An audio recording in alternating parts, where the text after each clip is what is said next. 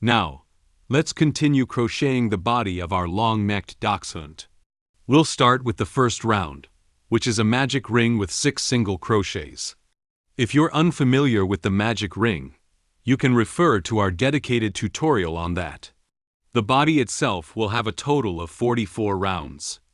Let's begin with round 2. Remember, before starting each new round, you need to chain 1 as a turning chain.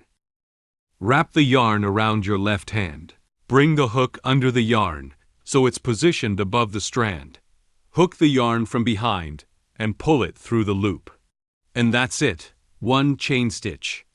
For round 2, the pattern is a combination of 1 single crochet and 1 increased stitch, repeated 3 times, giving us a total of 9 stitches. Let's start with the first single crochet. Locate the stitch created by the slip stitch from the previous round. Insert your hook through this stitch so it's positioned below the yarn.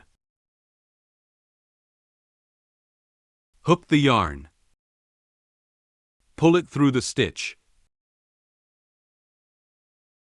And now you have 2 loops on your hook. Yarn over again and pull through both loops.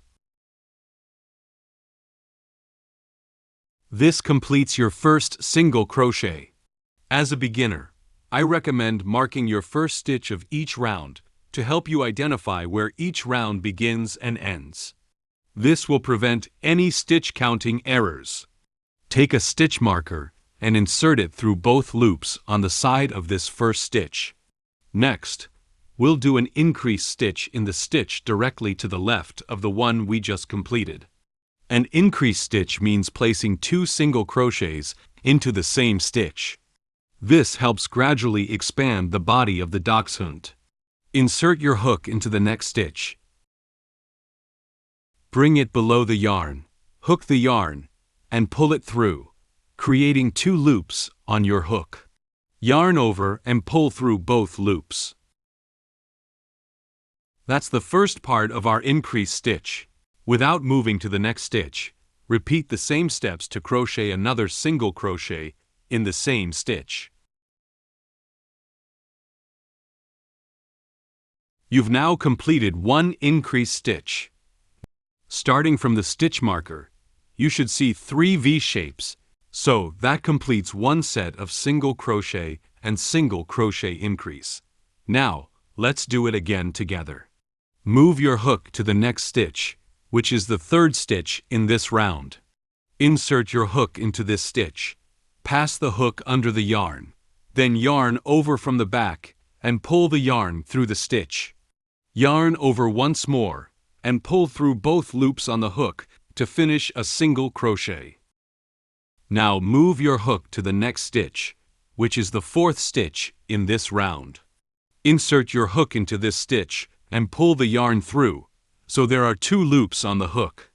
Yarn over again and pull through both loops, completing a single crochet. Since we're doing a single crochet increase in this stitch, insert your hook back into the same stitch and complete another single crochet. Next, we'll repeat the 1 single crochet and 1 single crochet increase. 1 more time until we reach 9 stitches for this round. As you reach the last stitch of this round, you should notice 2 empty stitches between the last stitch and the marked first stitch. These are the slip stitch from the previous round and the chain stitch for this round, which is expected. Let's do a quick count. By the end of this round, you should have 9 V stitches. If that count is correct, you're good to move on to the next step. To finish this round, insert your hook through the marked stitch. Remove the stitch marker. Yarn over, and pull it through both the stitch and the loop on your hook, completing a slip stitch. And that's it. You've finished round 2. Now, for rounds 3 through 9, we'll be making 9 single crochet stitches in each round. Let's quickly review the key steps for single crochet. Start each round by chaining 1 stitch as a turning stitch.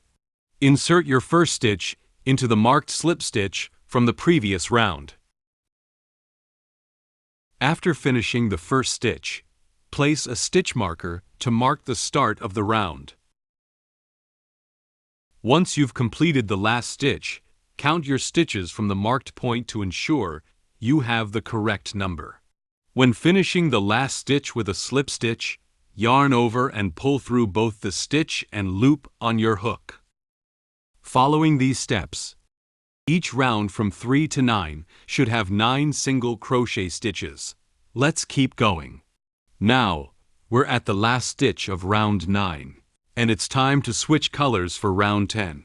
We'll be changing from brown to green yarn. Changing colors is an important step, so follow along closely. As you work the last stitch in round 9, insert your hook into the stitch and pull up a loop with the brown yarn. You should now have 2 brown loops on your hook. Don't finish this single crochet just yet. We're going to switch colors. Grab your green yarn, hold it in your left hand, and pinch it gently between your middle finger and thumb, making sure the tail end is positioned behind the hook. Next, yarn over with the green yarn and pull it through the 2 brown loops on your hook. And just like that, we've switched colors. Now, the green yarn is on your hook, ready for the next stitches. After changing colors, slip stitch to join at the marked stitch from round 9, finishing off the round. Starting with round 10, we'll be crocheting 9 single crochet stitches. As usual, begin by making 1 chain stitch to act as the turning chain. Now, with our new yarn color, let's go ahead and make the first single crochet, then mark it with a stitch marker. Since we won't be using the brown yarn for a while, grab your scissors and trim it, leaving a small tail. You can tuck the loose ends of the brown and green yarn inside the body using your hook. This will keep everything neat as we continue. For round 10, continue using the green yarn to make 9 single crochet stitches to complete the round. In round 11, we'll again crochet 9 single crochet stitches. But when we get to round 12, it's time to switch colors to red yarn.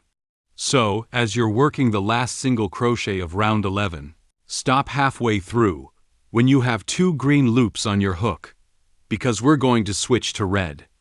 Take your red yarn, hold it between your middle finger and thumb, with the tail end positioned behind the hook. Yarn over with the red yarn and pull it through both green loops on the hook. That's it. You've successfully switched colors. Now, to complete round 11, connect back to the stitch marker with a slip stitch. And that's it, round 11 is complete. For round 12, we'll be using red yarn. Start by making a turning chain, then work the first single crochet stitch. Don't forget to mark this first stitch with a stitch marker. There's no need to cut the green yarn after this round, as we'll be switching back to the green yarn after 2 more rounds. Continue by making 8 more single crochets, for a total of 9 stitches in this round. To finish, slip stitch into the stitch marker to complete round 12. Moving on to round 13, we'll crochet 9 single crochets again. When you reach the last single crochet of the round, stop halfway right when you have 2 red loops on your hook, because we'll be switching back to green yarn. Drop the red yarn, pick up the green yarn, and wrap it over your hook. Pull it through both red loops to complete the color change. Then, to finish round 13, slip stitch into the stitch marker. For rounds 14 through 37, we'll continue following the same process, alternating colors every 2 rounds between red and green. Each time we change colors, follow the same steps as before. As you go, remember to count your stitches in each round to make sure you have 9 stitches per round. Keep crocheting steadily up to round 37, and make sure you don't miss any stitches along the way. As we reach round 37, you can see that most of our dachshund's body is now complete. At this point, we should still be working with the red yarn. Let's finish round 37 by crocheting 9 single crochets, just as we've done in previous rounds. When you get to the last single crochet, stop halfway with 2 red loops on your hook. We're preparing for a color change. Now, grab the original brown yarn. Hold it with your left hand, position it behind the hook, and pull it through both red loops to complete the color change. Then, insert your hook into the marked stitch, yarn over, and slip stitch to finish round 37. Now we're ready to start round 38. Begin with a turning chain. Then find the slip stitch from the previous round and insert your hook there to make the first single crochet. Mark this stitch with a stitch marker. For the remaining rounds 38 through 43, we'll be using only the brown yarn. At this point, you can go ahead and cut the red and green yarn, leaving short tails. Tuck these yarn ends inside the body with the back of your hook to keep it neat and out of the way. Continue round 38 by crocheting 8 more single crochets, for a total of 9 stitches in the round. For rounds 38 to 43, the pattern remains the same. Work 9 single crochets in each round, starting each round with a turning chain and marking the first stitch with a stitch marker. At the end of each round, slip stitch into the marked stitch to close the round. Keep going until you complete round 43, making sure to keep your stitch count consistent at 9 stitches per round. We finally reached the round of the dachshund's body, round 44. Start by chaining 1 for a turning chain, then work 9 single crochets around. When you reach the last stitch, finish it with a slip stitch, and then make 1 final chain stitch. At this point, pull out about 20 centimeters, or around 8 inches, of yarn. We'll leave this yarn tail for sewing the body to the dachshund's head laid on. Take your scissors and cut the yarn connected to the skein, then pull the yarn tail through the last stitch to secure it. And there you have it. The body of our long-necked dachshund is now complete.